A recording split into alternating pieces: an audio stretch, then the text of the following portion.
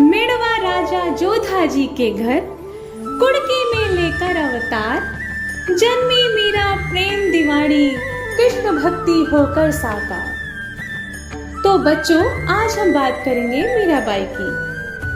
मीराबाई कृष्ण भक्ति शाखा की श्री कृष्ण की अनन्य उपासिका। मीरा ने अपने प्रीतम को पाने के लिए अपना राजसी वैभव त्याग दिया था। इनके हृदय की समस्त पीड़ा इनके पदों में इतनी सुकोमलता के साथ व्यक्त हुई है कि वह सहज ही अपनी ओर आकर्षित कर लेती है।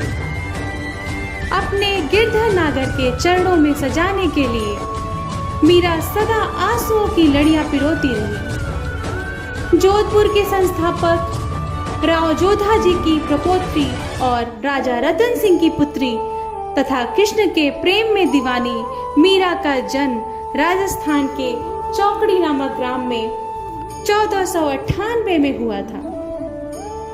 राजा रतन सिंह की इकलौती पुत्री होने के कारण मीरा का बचपन बड़े लाड़ प्यार में बीता। मीरा का पालन पोषण उनके दादा राव दद्दा जी ने किया। 8 वर्ष की मीरा ने कब श्री कृष्ण को पति रूप में स्वीकार कर लिया, यह कोई नहीं जानता।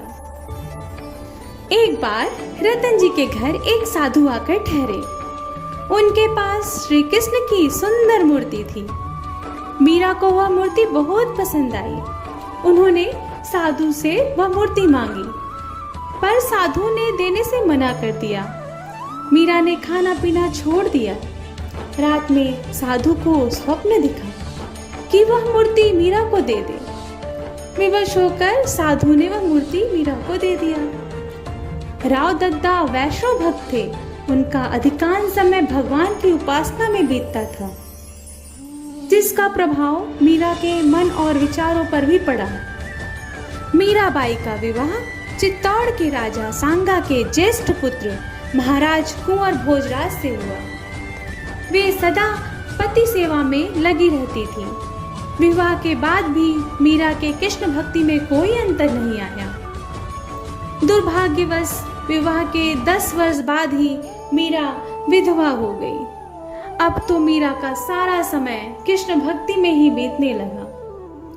कृष्ण को पति मानकर उनके विरह के पदों को गाती और साधु संतों के साथ कीर्तन तथा नृत्य करती। मीरा के ससुराल वालों को यह बात अच्छी नहीं लगी।